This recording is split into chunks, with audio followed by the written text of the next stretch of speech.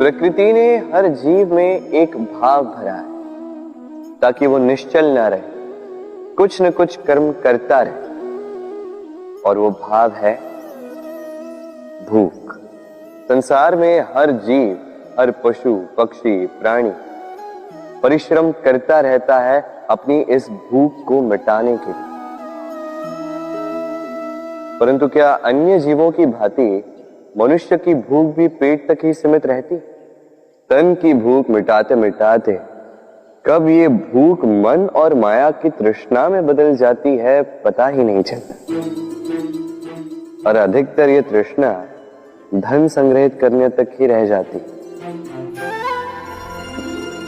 अपना जीवन जीना छोड़कर किसके लिए ये धन संग्रहित कर रहे हैं? आने वाली पीढ़ी के लिए। बड़ी विचित्र बात है। अपना जीवन जीना छोड़कर धन संग्रहित करते करते अपने जीवन का सुख भी मिटा रहे हैं और आने वाली पीढ़ी को कर्म करने से भी बाधित करते। पूत कपूत तो क्यों धन संचय, पूत सपूत तो क्यों धन संचय। अपनी संतान को संस्कार दीजिए, धन नहीं। यदि संतान संस्कारी हो तो अपना स्वयं का एक संसार बना लीजिए। यदि असंस्कारी हो तो आपका बना बनाया संसार यूं ही नष्ट कर दे। इसलिए जीवन में यदि कुछ संचय करना है तो ज्ञान संचय कीजिए, प्रेम संचय कीजिए और मेरे साथ प्रेम से कहिए राधे राधे। जीवन को रथ कहा जाता है, किंतु क्यों? अब आप कहेंगे कि इसलिए क्योंकि जीवन भी रथ की ही भांति चलता रहता है। किंतु कभी आपने इस रथ को समझने का प्रयास किया? रथ में आगे अश्व होते हैं और पीछे पहिए। ये अश्व आपके कर्म और ये पहिए कर्मफल। ये अश्व जहां जाते हैं ये पहिए उसी के पीछे पीछे आते हैं। यदि आपके अश्व यानी आपके कर्म शुभ सरल मार्ग पर चले तो आपकी यात्रा आनंदमयी होगी। यदि दुष्कर्म के बुरे पथ पर चलें तो आपकी यात्रा गड्ढों और झटकों से युक्त होगी। अब चयन आपका है, आप क्या चाहते हैं? आपकी यात्रा आनंदमयी हो या पीड़ादायी? अपने कर्मों के अश्वों को नियंत्रण में रखें। फल का पहिया सदैव आपको मधुर रास ही देगा। राधे राधे। बताइए श्रेष्ठ कौन? रेशम के धागे बनाने वाला या उन धागों को बुनकर वस्त्र बनाने वाला? निश्चित रूप से वस्त्र बनाने वाला। अब बताइए श्रेष्ठ क्या है? माटी को पूरे तट पर बिखेर कर रख देने वाली बाढ़ या उस माटी को समेट कर उसी से एक मूर्ति बनाने वाला मूर्ति का? निश्चित रूप से मूर्ति का। अब बताइए श्रेष्ठ कौन है? देवताओं और दानवों का वो दल जिन्हें अमृत प्राप्ति के लिए इस संसार में हलाहल फैला दिया, या वो महादेव जिन्होंने इस हलाहल को सूक्ष्म करके अपने कंठ में समाहित कर लिया? निश्चित रूप से महादेव श्रेष्ठ। इसी प्रकार संसार में छोटी छोटी बातों को बड़ा करने वाले श्रेष्ठ नहीं होते, क्योंकि छोटी छोटी नोकझोंकों को द्वंद्व में परिवर्तित करना बड़ा ही सरल है। किंतु श्रेष्ठ सदैव वो होता है जो बड़े से बड़े युद्ध को समझौता बनाकर समाप्त कर दे। राधे राधे। संसार में सबसे कठिन कार्य क्या है?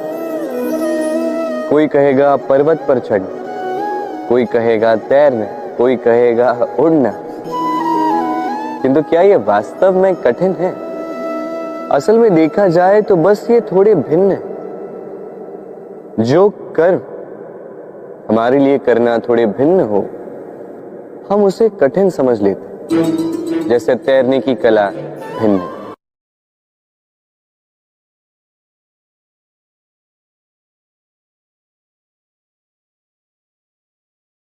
बड़े ही परिश्रम से इसे बनाती हैं, अपने शरीर के रस से इसे बुनती हैं। क्या आप इसका उद्देश्य जानते हैं? आखिर मकड़ी इन जालों में नन्ही कीटों को फंसाकर उन्हें अपना भोजन बना लेती है। और क्या आप ये बात जानते हैं कि एक दिन मकड़ी इन्हीं जालों में फंसकर मृत्यु को प्राप्त हो जाती है? बताइए क्या करते हैं आप इन जालों के साथ?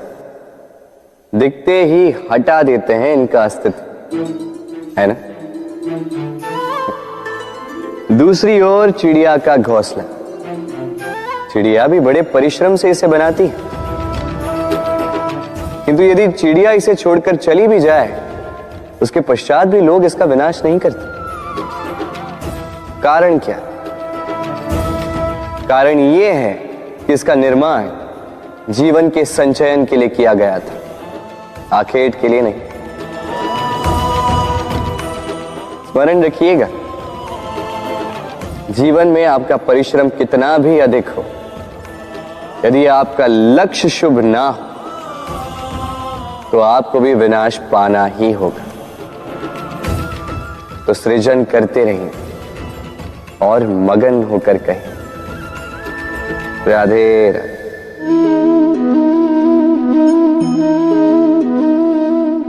आपके विचार से मैं क्या कर रहा हूं? आप कहेंगे मैं दीपक जला रहा हूं। सही, किंतु प्रश्न ये उठता है कि क्या मैंने आपसे कहा कि ये दीपक है? नहीं। क्या इस दीपक ने स्वयं अपना परिचय आपको दिया? नहीं। फिर आपने कैसे जाना कि ये दीपक है? उत्तर है प्रकाश, जो स्वयं जलकर अंधकार में संसार को राह दिखाए, वो दीपक है। जो निराशा में आशा की ज्योत दिखाए, वो दीपक है। दूसरी ओर सर्प है, जो दिखे नहीं, बस फुफकार दे तो लोग भयभीत हो जाते हैं।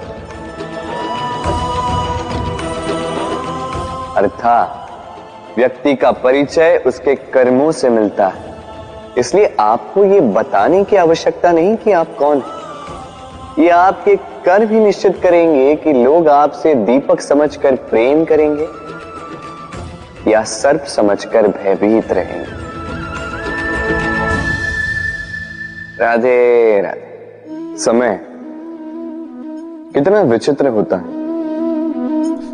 समय हमारे साथ हो तो हम स्वयं को राजा मान लेते हैं, वही समय यदि विरुद्ध हो जाए तो रंक बनने में समय नहीं लगता।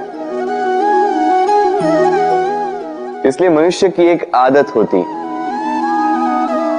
बुरे समय के लिए कुछ बचा कर रखता है। संबंधी, मित्र बुरे समय में साथ छोड़ देते हैं।